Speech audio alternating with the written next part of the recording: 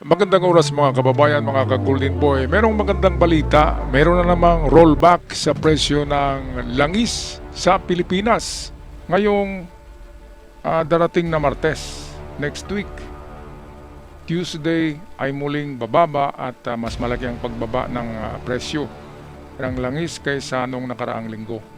Kaya napakagandang balita, at least 2 beses na nag-rollback at sana ay tuloy-tuloy na ito. Nababalik sa dating presyo ang ating langis sa Pilipinas. Kaya alam naman natin na itong mga negosyante natin sa Pilipinas ay nanamantala sila ng sitwasyon sa Iran at dyan mismo sa Hormuz, kung saan nahirapan pagpasok labas ang mga international oil tankers ng mundo sa pag-angkat nitong langis dahil nga diyan sa kaguluhan ng Iran kontra sa Amerika. Kaya ito ang ating presidenteng PBBM mismo ang nagpahayag na mayroon ng another rollback of oil prices in the Philippines. So ito ang balita atin na panoorin. President Ferdinand Marcos Jr. on Saturday announced another rollback in fuel prices, set to take effect on Tuesday following weeks of consecutive increases. In a video statement, Marcos said that diesel was expected to drop by at least 24.94 pesos per liter, gasoline by 3.41 pesos per liter, and kerosene by 2 pesos per Okay, liter. so ito, balikan natin ng rollback ng presyo ng langis, diesel. 24, halos 25 eh. 24.94, halos 25 pesos na yan eh. Gasoline, ang gasolina ay 3.41, 3 pesos mahigit. At kerosene, 2 pesos. Well, napakalaki na pagbaba niyan, lalo na diyan sa Metro Manila. Ang problema nga lang dito sa mga probinsya, di ba? Lalo na dito sa amin, ay 1 piso lang eh. Nung nakaraang rollback, sana narinig tayo ni PBBM, Mr. President, dito sa amin sa Mindanao, especially sa Surigao Region, Caraga, ang pagbaba ng gasolina ay 1 peso lamang.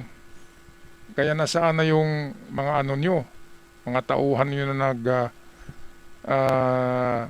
naglilibot at nag-inspeksyon ng mga high price. Nasaan na yun? Hindi nasipat tong gasolina namin dito eh. Sa gasolina, 1 piso lang ang binaba noong last week. Which is 4 pesos dapat yon.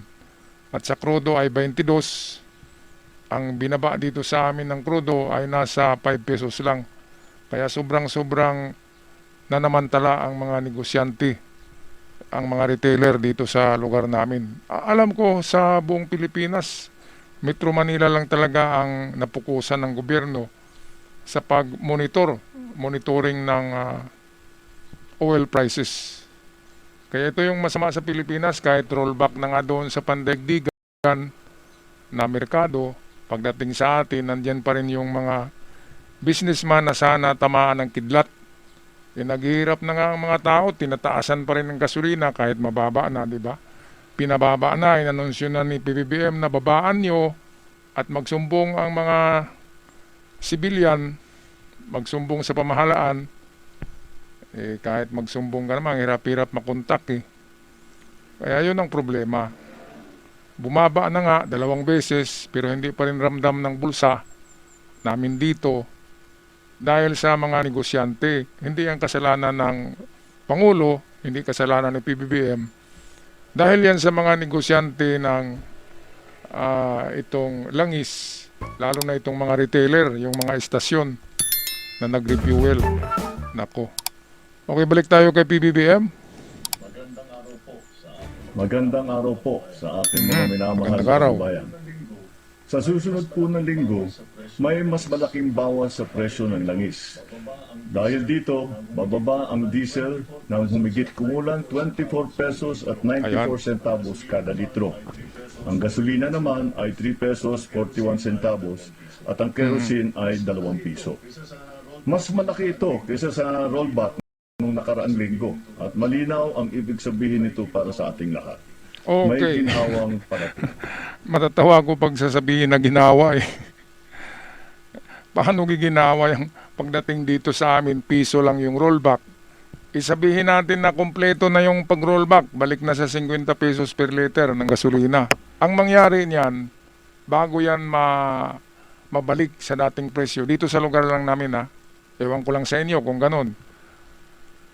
Dito sa amin, sigurado yan na kahit na babalik sa dati ang presyo ng langis sa buong mundo, di ba? At sa buong, kahit na ibalita yan ni PBBM sa Manila, sa Metro Manila na bumalik na, 50 pesos na lang ang litro ng gasolina. Pagdating dito sa amin, halos walang epekto yan. Sabihin natin 50 na sa Metro Manila ang litro ng gasolina. Pagdating sa amin yan, 70 pesos pa rin yan, mga kababayan. Grabe talaga itong mga negosyante dito sa amin. Kaya sana makarma, no?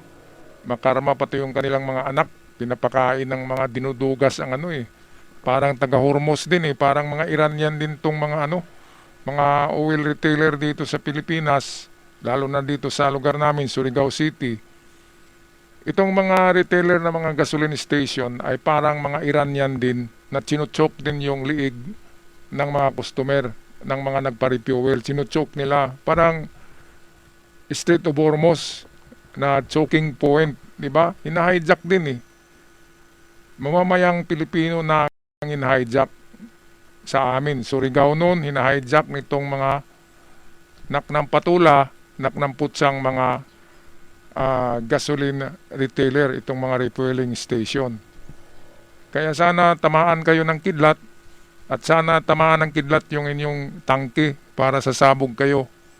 Mga grabe, manamantala, no? 2 beses na bumaba, piso pa rin ang pagbaba ng presyo ng bawat litro dito sa amin, mga kababayan.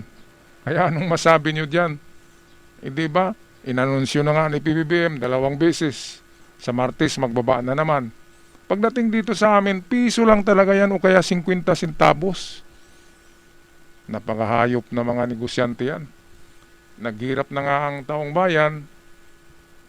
Kahit asin dito, tumaas ang presyo. Ano ng asin? Bakit nagmahal ang asin dito? Sa dagat lang naman yan kinukuha. Nako, mga kababayan. Lahat gulay, lahat ng mga pangunahing bilihin, tumataas. Nakikita mo ba yung tag ng mga dilata Yung tag ng mga dilata, dinidelete iniiris Pinupunit yung hindi mairis, pinupunit, pinalitan ng tag price, klarong-klaro na old stock yun ng mga dilata. Nasaan na yung ating mga otoridad? Bakit hindi tinitingnan yan? Dapat kasi mas matapang ang price regulation ng Pangulo at itong ahensya niya na isumbong sa Pangulo. Di ba dapat sila yung maglibot mismo, hindi yung mamamayan tatawag pa. Pagtawag wala, busy, hindi makontak Yan ang problema. At saka yung oil deregulation. Hindi yan makontrol kasi mayroong oil deregulation law. Kaya hindi makontrol talaga ng presidente ang presyo ng langis sa Pilipinas. Dahil walang kontrol deregulation law. Sino bang nagpasa ng batas na yan? Dapat sampal-sampalin natin, no? Sino bang siyempre, ang nagpasa niyan ay galing sa Kongreso at din inaproba ng Senado, mga kababayan, di ba? Ay sarap pag maghilira sila, no? Hilira tapos sampalin natin isa-isa. Bakit naman merong price deregulation law at bakit hindi matanggal-tanggal yan?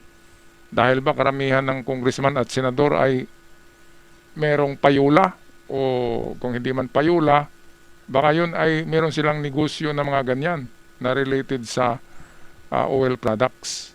Alright, balik tayo kay PBBM. Bato-bato sa langit, huwag tamaan magalit At sa ating mga oil company, malinaw naman ang aking panawagan. Ipatupad nyo. Ang rollback ng buo, tama at walang pagkaantala.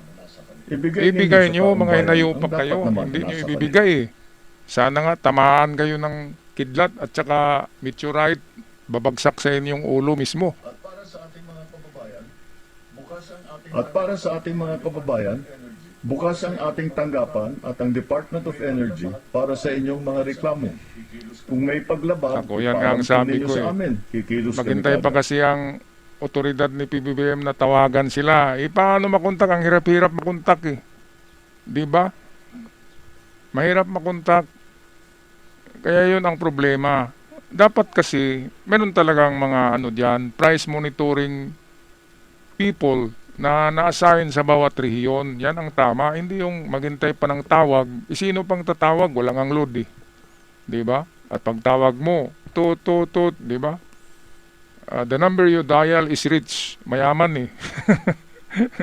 Pwede rin, the number you dial is not rich. Pwede rin pobre siya.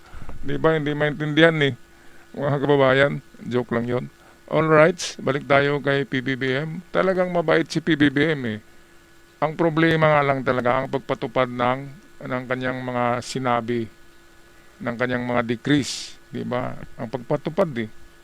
Kasi kahit sabihin ni PBBM na, oy, wag nyo nang taasan ha, maawa naman kayo. Eh, nakikinig ba yung mga oil company? Nakikinig ba yung mga retailer dito sa Pilipinas?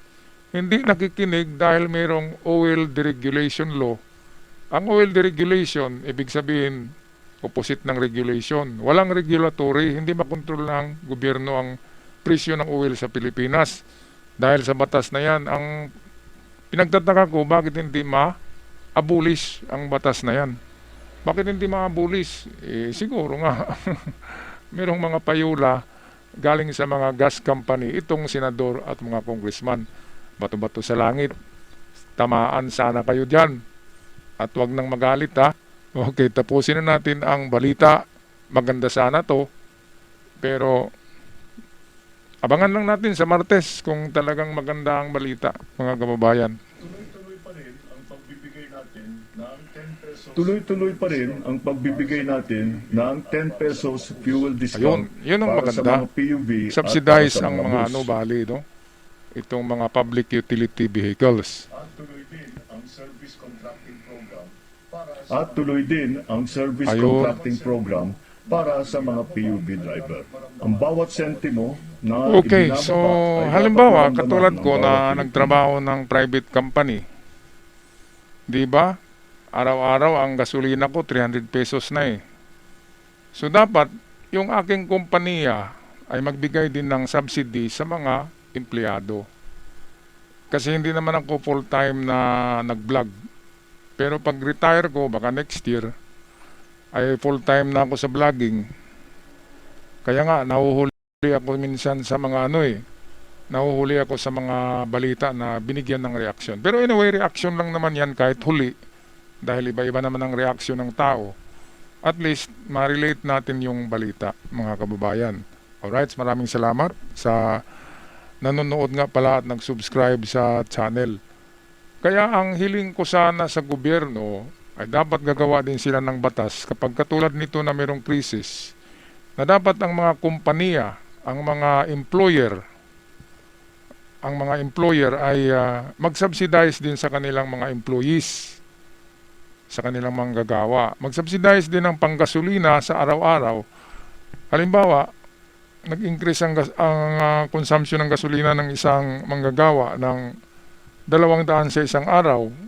Pero noong nakaraang taon o nung wala pang krisis, ay 100 lang ang gasto niya. Ay dapat hatian ng employer ang kanyang empleyado, hatian niya ng gasto ng krudo o gasolina para maayos o hindi mabigat ang araw-araw na pagpunta, pagpasok, pagbalik, pagtrabaho sa opisina o factory o kumpanya ng mga employer. Di ba yun ang patas eh. Total pagkatapos naman ng krisis ay tanggalin na yung subsidy. Kasi ang ginawa ng gobyerno, nag-subsidize sa mga public utility vehicles through discount. So dapat ganun din sa mga private companies, dagdagan kunti ang allowance ng mga empleyado para hindi mabigat sa bulsa eh. Mabigat sa bulsa yung araw-araw na pamasahe at gasolina. Alright, tapusin na natin ng balita. Alam naman namin kung Alam naman namin kung gaano kahalaga ang oras ng bawat kababayan natin. Ang bawat oras natin ay dapat ginugugol sa ating pamilya, Ayun. sa eskwela, Nakapila-pila sa trabaho. kayo dyan eh. Hindi po sa nakapila. Dito sa amin walang pumipila dahil wala ng mga pera, mga kababayan. Diyan sa Metro Manila, pila-pila diyan dahil napakaraming tao diyan, congested na. Tsaka mayayaman ang taga Metro Manila. Ngayon, dito sa amin, walang mga pera. Paano ka pa mag-refuel, di ba? Walang pila dito sa amin. Walang nagpipila dahil ang mahal-mahal ng gasolina at krudo at gas. Dito sa lugar namin, Surigao City, napakamahal. Wala kang makitang nagpipila dahil ang mga tao nagtitipid ng gasolina. Yung iba nagbisikleta na lang, yung iba bumibili ng electric bike, yung iba naglalakad, yung iba kunwari nagja-jogging-jogging lang pero wala na palang pamasahe. Ganon yun dito. Walang pila dito, walang pila. Paano ka magpipila? Wala kang pera eh. Paano ka pipila ka pa? Wala kang pera. So maganda dito sa amin, walang pila dahil nga sobrang mahal ang gasolina at walang pera. Ang mga tao naubos na yung mga pera sa gasolina. Mga kababayan. Anyway, magandang balita. Maraming salamat kay PBBM sa ating mahal na Pangulo sa magandang balita. Mismo siya yung nag-announce na by next week, tandaan yung mga kababayan, next week, hapon na lang kayo pipila kasi pag umaga hindi pa yan na-adjust ang presyo. Ganon katuso ang mga negosyante sa atin sa Pilipinas. Kahit sinabi ni PBBM na Martes, ibagsak nyo na ang presyo, sasabihin na naman yan ng mga retailer, ng mga fueling station na, naku, umaga pa eh. Mamaya na hapon namin ibaba. O, diba, mga kababayan? Sana tamaan ng kidlat, no? At sana yung tangke mismo ng gasolina ang tamaan para sa sabog. Alright, parang taga-Iran eh. Parang mga taga-Hormuz din, no? Ino-hostage yung presyo ng gasolina. Alright, so kung magpaalam na, maraming salamat sa lahat at sa aking mga Ebed followers. Ako'y sumasaludo sa inyo. At sa mga bagong bisita na nag-subscribe lang, ngayon lang, ay ako'y nagpapasalamat na ng malaki dahil yan ay napakalaking tulong. Hanggang sa muli, paalam at ingat ang lahat.